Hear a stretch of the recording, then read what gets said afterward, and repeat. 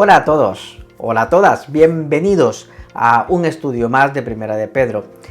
Hoy estudiaremos el pasaje que comprende Primera de Pedro 3, los versículos del 8 al 12. En varias ocasiones he señalado lo que creo que es bastante obvio, que cuando estudiamos y leemos las Escrituras debemos prestar mucha atención a las palabras que conectan las frases, los párrafos y las secciones del libro o la carta entre sí. En 1 de Pedro 3.8 encontramos la palabra en fin, al menos en la traducción de la Nueva Versión Internacional. La Reina Valera del 1960 lo traduce como finalmente.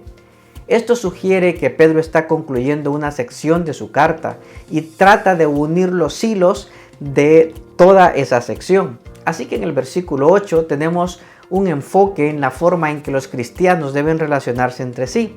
Y este enfoque nos recuerda algunas de las cosas que Pedro ha estado enseñando, especialmente al final del capítulo 1, donde expresa teniendo amor unos por otros, un amor sincero, de corazón. Y, por tanto, Pedro recuerda aquí a los creyentes que deben ser afines entre sí, a amarse unos a otros, a ser compasivos y humildes en sus relaciones, en las relaciones entre ellos. Tal vez a Pedro le preocupe que en la situación de presión y de persecución en la que se encontraban estos cristianos empezaran a volverse unos contra otros y a tener dificultades entre ellos. Creo que esta es una circunstancia demasiado familiar para todos nosotros. Pedro quiere que la iglesia, en medio del sufrimiento y de las pruebas, siga siendo fuerte, solidaria, compasiva y cariñosa en el trato con los demás y entre ellos mismos. En el versículo 9, en cambio, se dirige seguramente a la relación de los cristianos con la comunidad exterior que les maltrata. Aquí retoma algunas de las cosas que ha dicho antes, sobre todo al final del capítulo 2, acerca de cómo deben responder los cristianos al sufrimiento injusto. Recordad que les ha dicho que no hay que devolver el mal con el mal, ni el insulto con el insulto. Más bien, debían devolver el mal con una bendición. Pedro cita a continuación una larga cita del Salmo 34 para subrayar estos dos puntos. Pedro se preocupa de nuevo por animar a los cristianos a mantener el tipo de conducta correcta en relación con los demás y con el mundo exterior. Quizás el rasgo más llamativo de la carta sea el énfasis que pone Pedro en la sumisión como respuesta del cristiano ante la presión y la persecución. A pesar del sufrimiento, la discriminación, el ridículo, el camino de la santidad implica la aceptación de nuestro dolor y la conciencia de que incluso el sufrimiento puede ser un regalo de Dios y se puede honrar a Dios aún en el sufrimiento. Como dice un comentarista sobre este párrafo, es importante captar el mensaje general de este pasaje. Pedro enseña una gran verdad. Cuando otros se oponen al pueblo de Dios, éste triunfará si persevera en mantener una conducta correcta y santa. Ahora veremos el desarrollo del gran mensaje que Pedro enseña y sentiremos también el impacto de muchas otras lecciones que se encuentran en estos versículos. Así que vamos a empezar nuestro análisis del texto. Este párrafo dice: en fin, vivid en armonía los unos con los otros, compartid penas y alegrías, practicad el amor fraternal, sed compasivos y humildes, no devolváis mal por mal ni insulto por insulto, más bien bendecid, porque para esto fuisteis llamados, para heredar una bendición. En efecto, el que quiera amar la vida y gozar de días felices, que refrene su lengua de hablar el mal y sus labios de proferir engaños, que se aparte del mal y haga el bien, que busque la paz y la siga, porque los ojos del Señor están sobre los justos y sus oídos atentos a sus oraciones, pero el rostro del Señor está en contra de los que hacen el mal. Lo primero que haremos es identificar las oraciones gramaticales que forman este párrafo. La Nueva Versión Internacional divide este párrafo en 4 oraciones. La primera en el versículo 8, la segunda en el versículo 9, la tercera en los versículos 10 y 11 y la cuarta en el versículo 12. Ahora analizaremos cada oración para descubrir lo que Pedro enseñó a sus lectores en cada una de ellas. La primera oración, que es el versículo 8, dice: en fin, vivid en armonía los unos con los otros, compartid penas y alegrías, practicad el amor fraternal, sed compasivos y humildes. Usando una expresión poco común que se ha traducido por en fin, que vendría a ser algo como en conclusión o resumiendo, Pedro menciona 5 cosas que deben caracterizar a todos los hijos de Dios. Primero, vivid en armonía los unos con los otros. Se refiere a la unanimidad de propósitos y pensamientos. Cuando los cristianos conocen bien los principios que contiene la palabra de Dios, entonces tienen el mismo criterio para vivir y es posible trabajar y convivir en armonía. La siguiente frase expresa: compartid penas y alegrías, que significa literalmente sentir con, y se refiere a la capacidad de colocarse en la situación de otra persona, para así palpar lo que el otro está sintiendo y sentir lo que está sintiendo, básicamente empatía. La siguiente frase dice: practicad el amor fraternal, y se refiere a reconocer y a vivir bajo lo mucho que los creyentes tienen en común. El mismo Padre Celestial, que son de la misma familia, que están unidos bajo y por el Espíritu Santo en un solo cuerpo y por lo tanto pues desean estar juntos, se perdonan los unos a los otros y tratan de animarse y de edificarse mutuamente. La siguiente expresión: sed compasivos y humildes. La idea es ser de corazón sensible, lo opuesto a ser inflexibles o duros. Humildes como adjetivo es la única vez que se usa en todo el Nuevo Testamento y se refiere a alguien que no mira a otros, por ejemplo a su cónyuge, a sus amigos, a sus parientes, como inferiores a él. Esta idea encaja bien en el tema de sumisión que ha sido el énfasis desde el capítulo 2, versículo 13. Así que tenemos en esta oración 4 afirmaciones importantes. Primero, Pedro enseñó a sus lectores originales que debían vivir en armonía los unos con los otros, que debían compartir entre ellos cualquier situación, que debían demostrar amor fraternal entre ellos, que debían ser compasivos y humildes. La siguiente oración, la del versículo 9, dice: no devolváis mal por mal ni insulto por insulto, más bien bendecid, porque para esto fuisteis llamados, para heredar una bendición. La oración del versículo 8 habla sobre la conducta en la relación con la familia de la fe. En cambio, esta oración seguramente se dirige a la relación de los cristianos con la comunidad exterior, que eran quienes les trataban mal.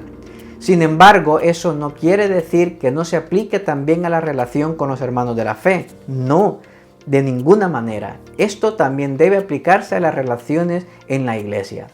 Pedro anima a sus lectores a responder con bendición en favor de quienes les ofenden. En el reino de Dios, la venganza es una conducta inaceptable, al igual que el insultar a una persona, sin que importe si ha sido o no con intención. Se debe evitar la tendencia de herir a quienes nos hieren. En lugar de reaccionar con enojo y buscar hacerles pagar, debían bendecirles.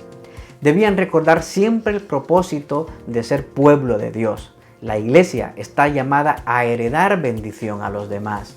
La palabra que se ha traducido por bendición en el griego secular quería decir simplemente hablar bien de una persona, pero en la Biblia adquirió un sentido superior. La bendición se veía como algo que se daba o expresaba que revertía para el bien de la persona bendecida. Obviamente, Dios es el mayor agente de bendición. En el Antiguo Testamento, los patriarcas y sobre todo los sacerdotes también ejercían esta acción de bendecir. En Primera de Pedro queda claro que todos los cristianos deberían bendecir, porque anteriormente ya ha mencionado el apóstol que todos los cristianos son sacerdotes. Esta es una forma práctica y concreta de perdonar a las personas que nos han ofendido, devolviéndoles o pagándoles con bien, tal y como Dios hace con nosotros. Por tanto, podemos resumir la enseñanza así: debían bendecir en lugar de buscar venganza. La siguiente oración abarca los versículos 10 y 11 y dice: en efecto, el que quiera amar la vida y gozar de días felices, que refrene su lengua de hablar el mal y sus labios de proferir engaños, que se aparte del mal y haga el bien, que busque la paz y la siga. Esta oración y la siguiente es una cita del Antiguo Testamento. En concreto son 2 pequeñas estrofas del Salmo 34 y por lo tanto es poesía, no es discurso. Al ser una cita debemos preguntarnos: ¿qué función tiene esta cita en relación con el argumento desarrollado en el párrafo de 1 de Pedro 3 del 8 al 12? ¿Qué quiso comunicar el apóstol Pedro al incluir esta cita en este párrafo? Al considerar el párrafo completo, los versículos del 8 al 12, y reflexionar sobre el argumento de los versículos 8 y 9, se nota que con la cita de los versículos del 10 al 12, Pedro quiso presentar otra manera de vivir en armonía con los demás.